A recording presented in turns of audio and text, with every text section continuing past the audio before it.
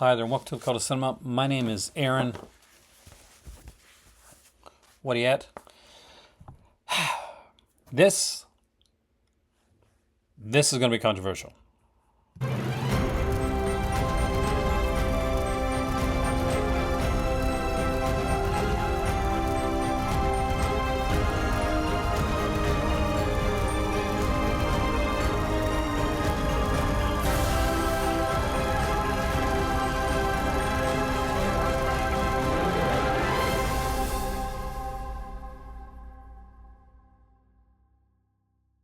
I love collecting, I love movies, and I've been doing this for a while now. I have over 10,000 films in my collection, and it got me to thinking. It got me to perusing and wondering about a couple things today. See, I was online yesterday, and I'd seen a random comment on Facebook that I was going to comment on. Then I decided, no, actually, it's a good idea for a video. It's good. It's a good idea to kind of put together. So to paraphrase, basically what it was a commenter was just saying that they didn't think a company like Kino should be spoken about in the same breath as like an Arrow or Vinegar Syndrome or a Severin or a Second Sight, because they put way more into it, that it's not as serious a company. Here's the thing. I thought we'd have a conversation today on collecting and where it's going and where I hope it does go. I don't mind a book or a poster in with a release. I prefer personally either a book with essays and some maybe or a booklet with some write-ups over a bunch of pictures and a ton of like lobby cards and things that really after a while gets a bit superfluous. I want to do this right because I don't want to anybody to get me wrong. I worry that we're getting so much into the extras. I don't mean on the disc, the stuff around it, the hard box packaging, the other like putting loads of other things in there, that we can forget that we came there to buy the film in the first place. Second Sight does amazing editions of each and every one that they do, but I don't know if every one of them needs a massive edition like that. I'm pretty certain that every umbrella release needs to be I'm glad that there's releases out there that are packed to the gills, and I'm glad that if there's a certain fan base for something, that they can get that release. But I think it really has to come down to, it really does, the value for your money. So I'll give you an example. I have right here the Severin editions, all the Hansby Hours and the Century World Black Emmanuel. Now, those are amazing sets, and the books and book write-ups that are included in those are really good. I like write-ups a lot. I think that's very important, and the features like coincide with that. But I've also had stuff where I'll open it up and it's literally it's just flash without much substance. So even I love these sets right here. I can tell you right now the Lindsay Baker like Jallo set gets more play than those. Like, just to be honest with you. And one of my better half's favorite companies, and one of mine too when it comes to a lot of this stuff, are companies like Mondo and Kino, who do focus on the films themselves and not so much the stuff around them. So I thought I'd show you some of my favorite releases that are not so much, I wouldn't say bare bones, but they're just good releases. When Kino put out the Carl Lombard, this is Volume 2 collection, it's pretty much it's three Carol Lombard films with a commentary on each. No fancy box, but the price was good, and I got three films that I really like, and I've watched over and over again because, as you've heard on my channel, say it with me now, folks, film before format. I didn't need a 300-page picture book of Carol Lombard. I didn't need 25 posters. I didn't need 18 lobby cards. I got exactly what I wanted. And if I want to get a book on Carol Lombard, I can do that. That's out there. White Lightning and Gator. Really fun, really great Burt Reynolds films, early Burt Reynolds, some of his better stuff. Actually, White Lightning is probably my favorite of these two. Both these films are really good. This is just like, for me, it's like just slightly higher quality. But it comes with the featurette, Burt Reynolds Back to the Bayou, done over the 2 discs, and the trailer. That's it. And you know what? I was never left wanting more. Like, man, this would have been a better release if I had had like 8 lobby cards of Burt Reynolds with his shirt off and the inside. When Trilogy of Terror came out, it came out with this booklet right here. It's like it's a smaller booklet, you know, with a write-up. And you know what? It was interesting. I could sit down. I could enjoy watching the film. I could enjoy the features on there. A friend of mine, Ryan, who has the channel Disconnected, works on features on films. And there's a lot of work and time that goes in that, and a lot of research and the whole works of that. And that's what I think is the key. Like, it's the key to like these releases. When it comes to there, it's great that there's a drive set out there that's a massive like book or whatever. But when I'm looking at stuff, I will appreciate more Alexander Heller Nicholas commentary or Heather Drain commentary, or a visual essay or a featurette, and you don't always have to be out a long one. If you can do a making of and put it together, like one good decently length featurette over like 4 or 5 kind of like 2-minute long interviews is just to make it look like there's more, works better for me personally. But that's the thing, like there's these here releases. This is the No Retreat, No Surrender, a fun movie that I saw when I was a kid. 2 cuts of the film on here, interview commentary.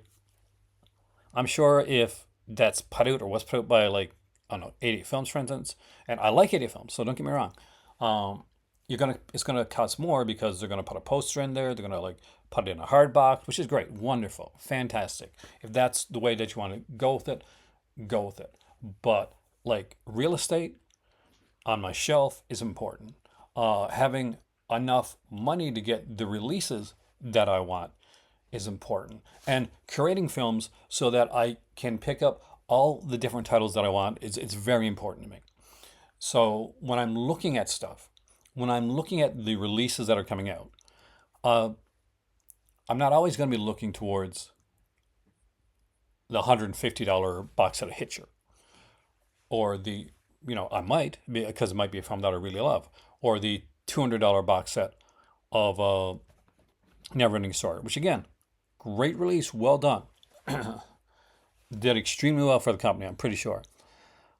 But I worry that that's becoming too much, that companies are going to start falling back on that, and we're going to get less of this. I heard that Kino sells less releases that don't have slipcovers just because they don't have a slipcover.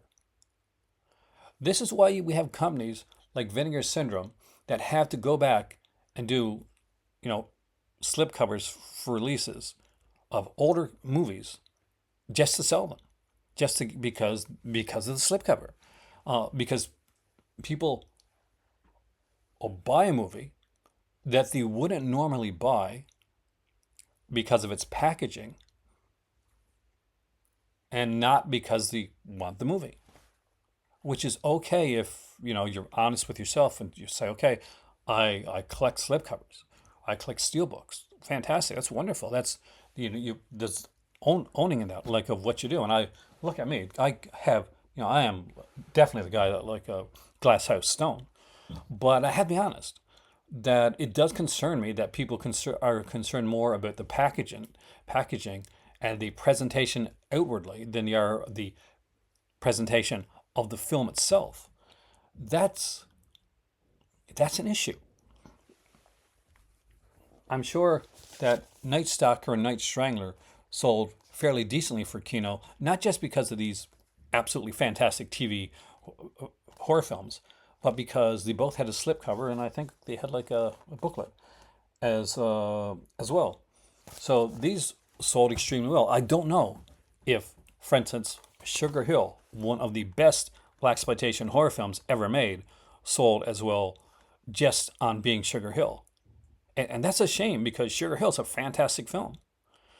But a lot of people probably never pick this up because there's no slip. Now, I bet you tomorrow, if this got released by Kino again, this got released by another company with a slip and a book or a poster and like 8 or 12 lobby cards, and the price was double what this is, what I paid for this right here, because I paid around $10 for this. You know what happened? People would like buy this like crazy, and this would be, oh, this was always my favorite film. Older releases, like the Kino Classic Library of Congress release of films like Hell's House, which I hope sell well, may not, just based on the fact that one, it's an older film, and two, that which is another story. We'll get into that another video, another rant video. Just if this had a big slip cover on it, if you opened it up and there was a lenticular cover, or there's like a 60 pages of pictures of Betty Davis and Pat O'Brien, it would sell like crazy, way over than it would with something like that.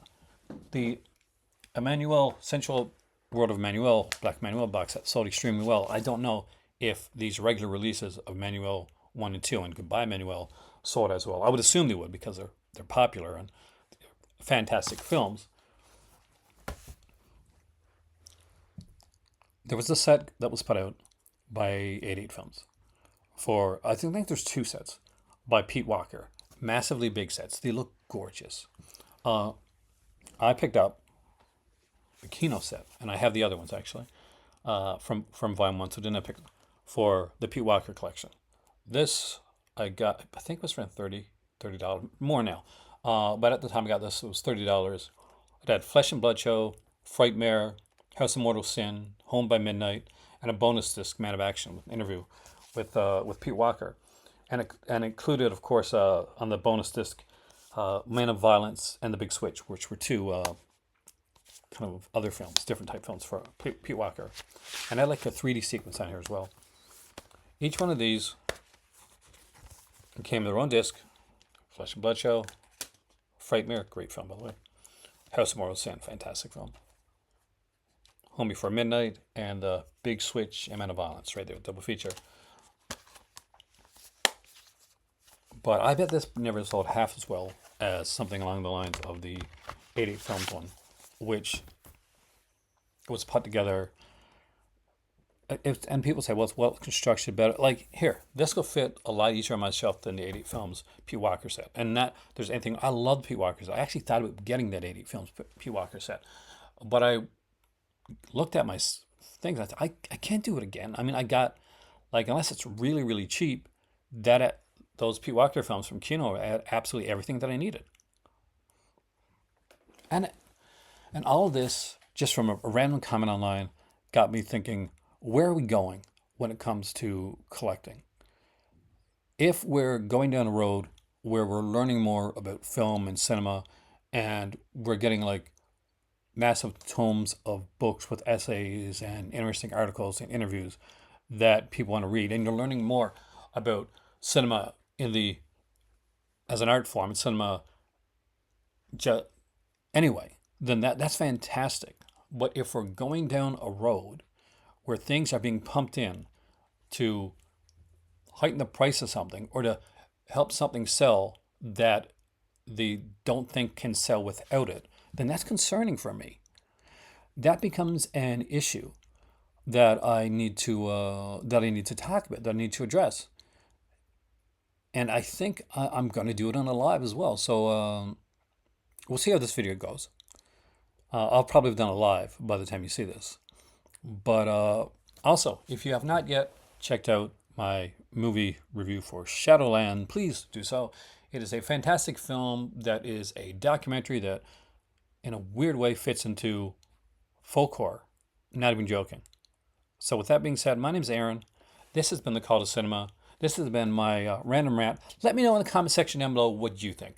Do you feel that things have gotten too far when it comes to packaging? When it comes to the release? Do you love and do you want to get all the big like limited special edition hardbox books, book releases? Do you read the books when you get them?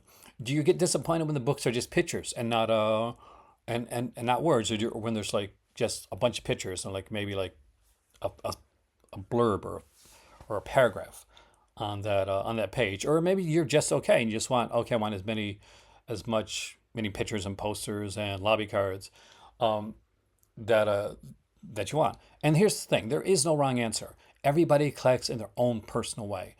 It's just for me, when I see comments like that and that kind of kind of like push a company aside when they're doing really good work because they're not putting it in a hard box because their slipcover may not be as fancy as a slipcover of a company that's costing you a lot more money. It's time to have a discussion. So let's have a polite, respectful conversation in the comment section down below. I'll talk to you soon.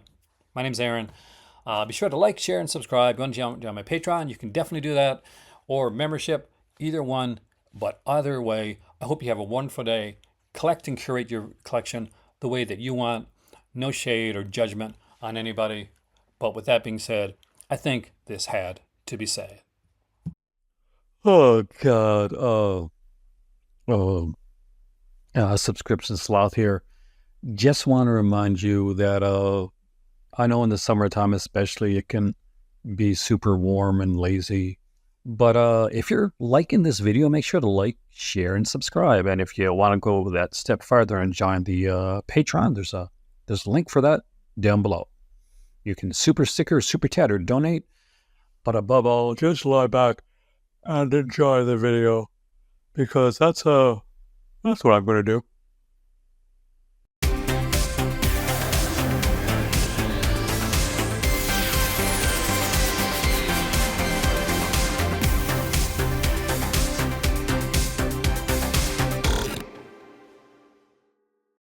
Hey there, thanks for staying for the after credit sequence.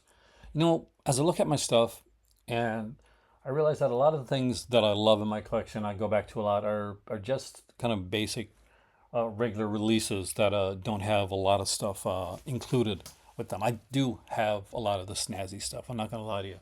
And I am proud of some of the stuff I got, Society, for instance, with the comic book. But I think that actually is something that kind of works and belongs. That's a feature that works and belongs.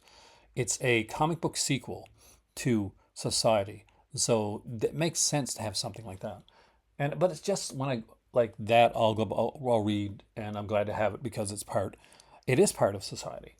Other times there's like sets and releases where I'll get them and I'm like, okay, it's fun, it's cute. How much am I going to look at it afterwards? I don't know, but right now I'm probably going to watch something really soon, just a regular film actually. So.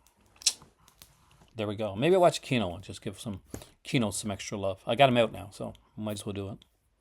I haven't watched Sugar here in a while. It's like spooky time, so spooky season.